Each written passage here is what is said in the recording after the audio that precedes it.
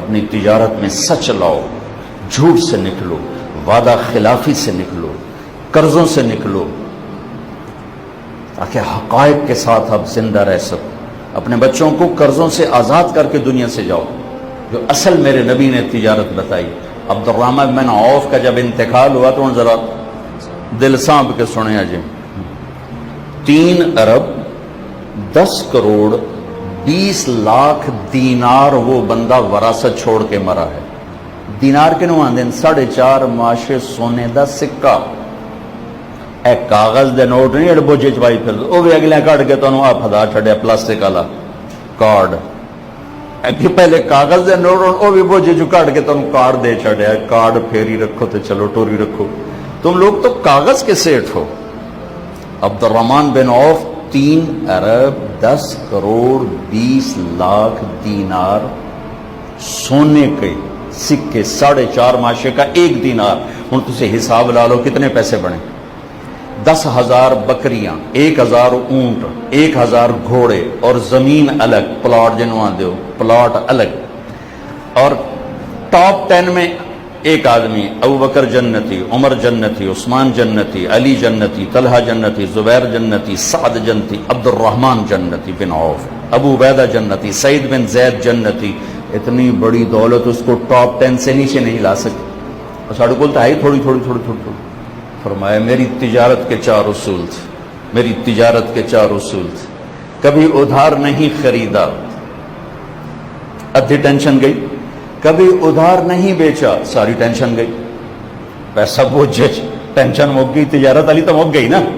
کبھی ادھار نہیں خریدا، کبھی ادھار نہیں بیچا، 2۔ کبھی سٹاک نہیں کیا، ود رہا ریٹ ود رہا، ہجنا بیچو ود رہا جی، ہجنا بیچو ود، اگلے دن ڈوب گئی، نال ہارٹ بھی ڈوب گیا تھا، ریٹ بھی ڈوب گئی۔ کبھی سٹاک نہیں کیا۔ چوتھی بات، کبھی سودے کا عیب نہیں چھپایا، کبھی سودے کا عیب نہیں چھپایا۔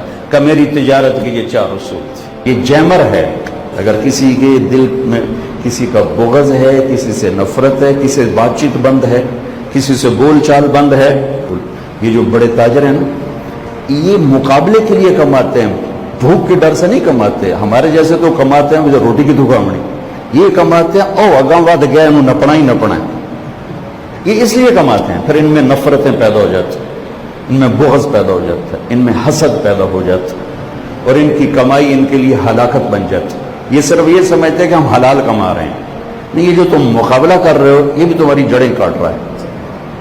بھلا یہ بھی کوئی شے جنوں تو مقابلہ کتنا مراداں دی مچھر دا پر اینو تو مقابلہ۔ میرے نبی گزرے تو کوڑے کے ڈھیر پر بکری کا بچہ پھول کے الٹا پڑا تھا، ٹانگے اوپر، کان کٹے ہوئے۔ آپ کھڑے ہو گئے، صحابہ بھی کھڑے ہو گئے۔ آپ نے کہا بھائی کوئی ہے انہوں لے لو، 1 روپے کو لے لو۔ تو صحابہ کہنے لگے یا رسول اللہ اسے تو کوئی مفت بھی نہیں لے گا، یہ زندہ بھی ہوتا تو کان کٹے ہوئے تھے، ایک مرا ہوا، ایک کان کٹے، ایک پیٹ پھولا، اسے کون لے گا؟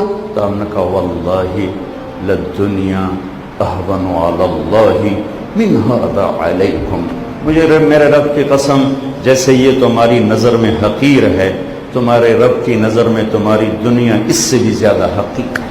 جس دوڑ کا آخری انجام چند مٹھی خاک ہو،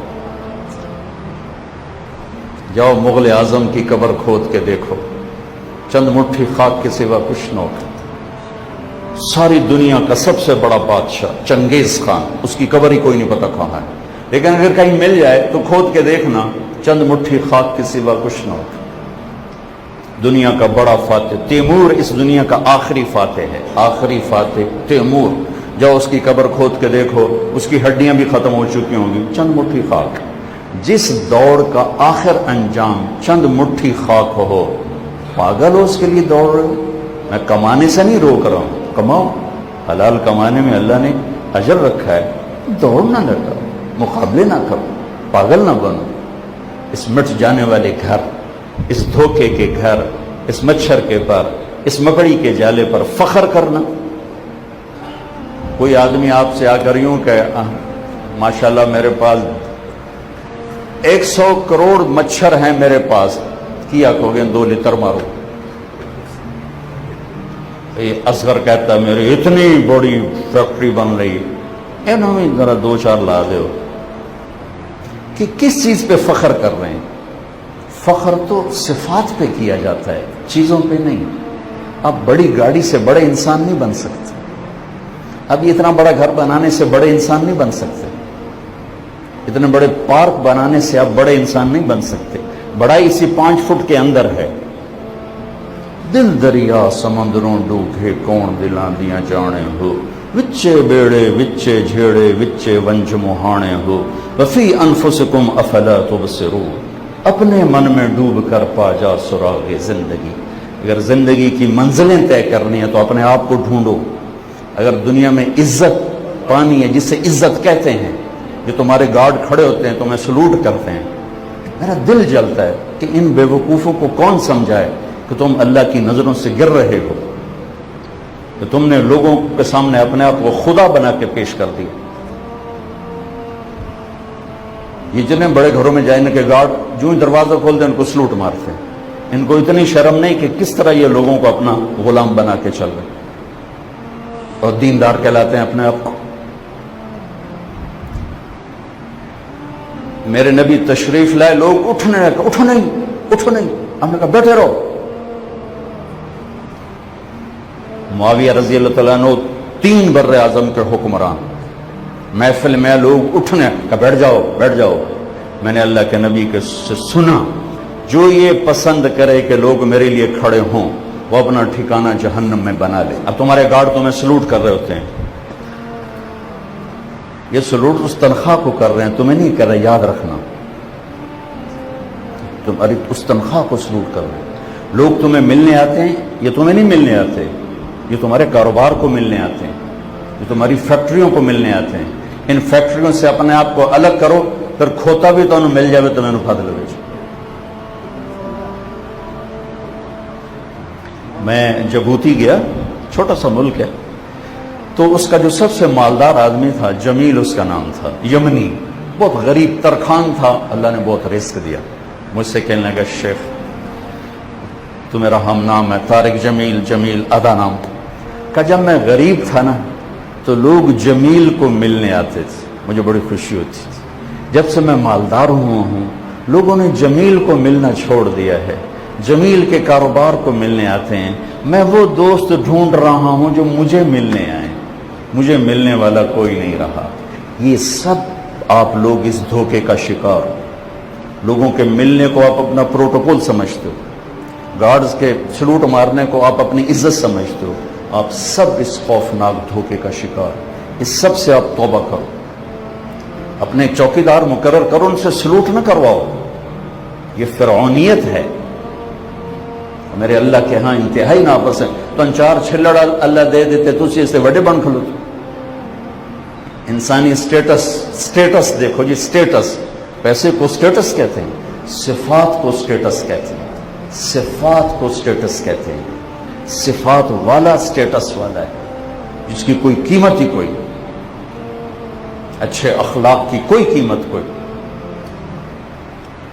تواضع کی کوئی قیمت کوئی، درگزر کی کوئی قیمت کوئی، محبت کرنے کی کوئی قیمت کوئی، جھک جانے کی کوئی قیمت کوئی، ایمان کی کوئی قیمت کوئی۔ اسی پر اللہ آپ کا فیصلہ کرے گا، میرا فیصلہ کرے گا۔